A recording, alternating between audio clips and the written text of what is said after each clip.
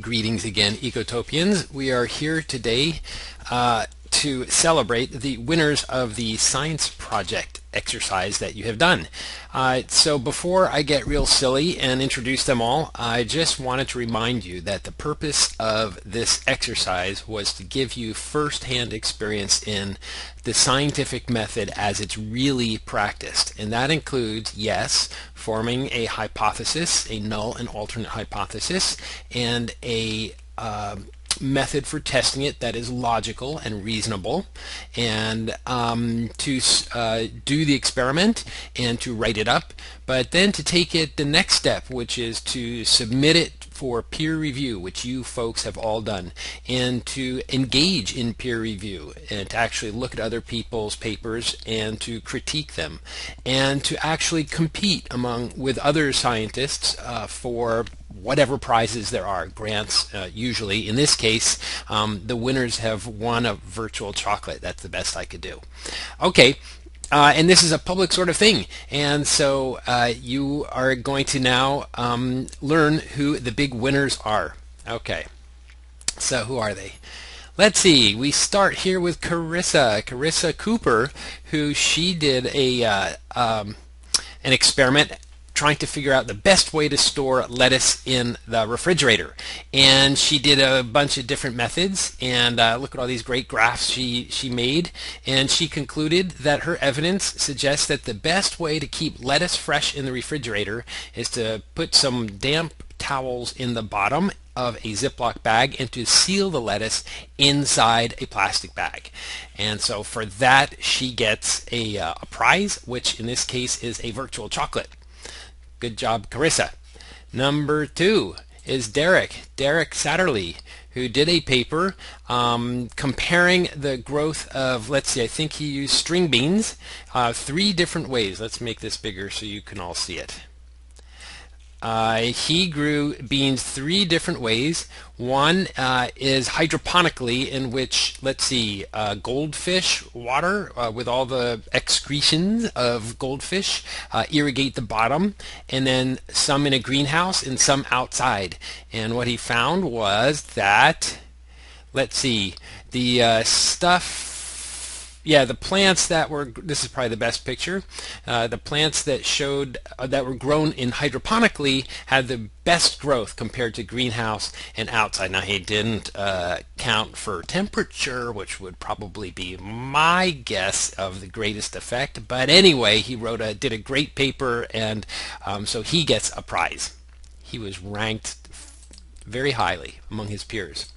Greg did a paper on, let's see, the effects of ultraviolet index, temperature, and pollen levels in people choosing where to spend time on Humboldt State University campus, which was basically the place he looked at was right in front of the library. This is the library, and here's the concrete area, and here's the grassy area. And so people either, he hung out someplace here, and he counted how many people were on the concrete and how many were on the grassy area, and then did correlation analysis on various things such as UV index and pollen level. And look at this. Look at all these Excel graphs. I'm going to make them bigger because I love Excel.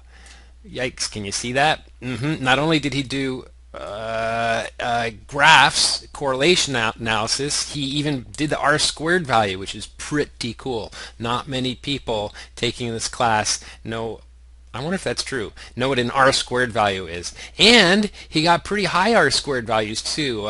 For my money, R-squared value of 0.66 is pretty high.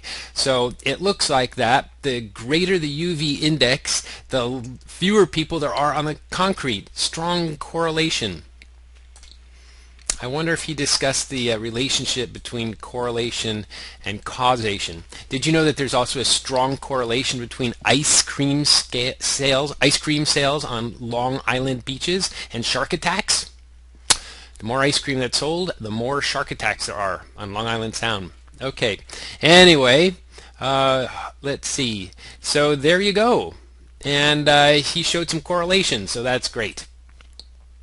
Who's next? Let's see. It was Caitlin. Caitlin Let's see, she did experiments having to do with alfalfa and mock tropical conditions. Now follow this. She took alfalfa seeds and soaked them, and she treated them in two ways. One is just keep them in her house somewhere, their living room, and the other one is keep them in her living room but take a shower with them every day. Something like that. Anyway, yeah, let's see. Hold on. Materials and methods. Oh yeah, the seeds in my shower will be exposed to 30 minutes of extreme temperatures, reaching over 80 degrees. I'm pretty sure that's Fahrenheit, not centigrade. That would be really hot. Until conditions are back to normal. Okay, so she did that, and guess what? The ones that were in the shower or in the shower room during the shower sprouted more than the other ones. Okie dokie. Let's see. Number 3 is, or number, what am I on? 5. Ashley, she did a scientific project on air purity in your home, and what she did was she put sheets of glass in different parts of her house and outside and just let them sit there for a while, and then she gathered them all up, and then she scraped the stuff that gathered on them onto an index card and then looked at it and evaluated that. And what did she find out? Well, that different places have different kinds of dirt. It was very interesting to see the different types of dust that accumulated in different parts of the home and outside. She even collected dust bunnies, human hair, cat hair. Blech. She's a brave person and did a good job, and for that she gets a virtual chocolate. And here is one of my favorites, Karen Marr. I'm sorry if I'm saying that wrong. Simulated volcano eruption. Praise the Lord, someone actually took the bait and went into their kitchen and started mixing up vinegar and baking soda and turned it into a scientific paper. And for my money, she goes on and on with these like extremely detailed directions that nobody's going to read. But the really cool thing is at the end, there's a picture. Like these directions. Come on, Corinne, really? Diet Coke and Mentos or salt? And she did that too. And in an early version of this, there was a video, and I got to watch her with exploding stuff. Look at all her data. She made a graph, a gorgeous graph, looking how high the eruption height of her artificial volcanoes and how long it oozed. And here is a great picture of a stop action photo of her eruption going off there. I don't know how scientific this all was. Looks pretty darn scientific with all these graphs and methods and stuff, but you know, you got a picture. That's pretty awesome. So she gets a prize. Before I switch to I told you I was going to get silly. Before I shift and show you talk about the very last one, I just wanted to say that there was a goof in the scoring.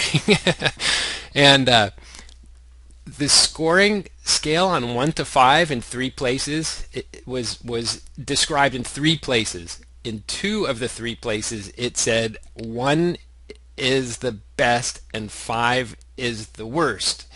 And in one place, it was the other way around. And then several people wrote me after the fact saying, oh, I scored people the wrong way. Fix it. And it's unfixable. So I hope these people enjoy their prizes. They might actually be the biggest losers in the class. I have no idea. So hopefully we'll fix that up for the next class. So sometimes you just get lucky, right? Or unlucky. I just wanted to close on this note here. This is the end of the Ecotopian Science Prize competition, and we're going to finish with Callie Buck, who tested how do different conditions affect the speed at which fruit ripens, or fruits ripen, whatever. You probably shouldn't have a typo in your title. Anyway, she actually only tested bananas, and so she treated bananas different ways, and she disproved her hypothesis. And what she found out was that if you put bananas in the refrigerator, they ripen faster than any other way.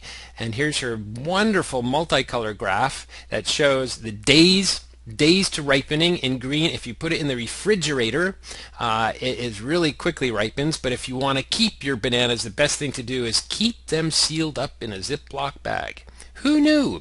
So that's fantastic. And so I just wanted to celebrate all this stuff by showing you this great video about banana ripening. And I hope you enjoy it, and I will see you next time around. Here we go. If we can find it. Uh-oh, here we go. In the beginning.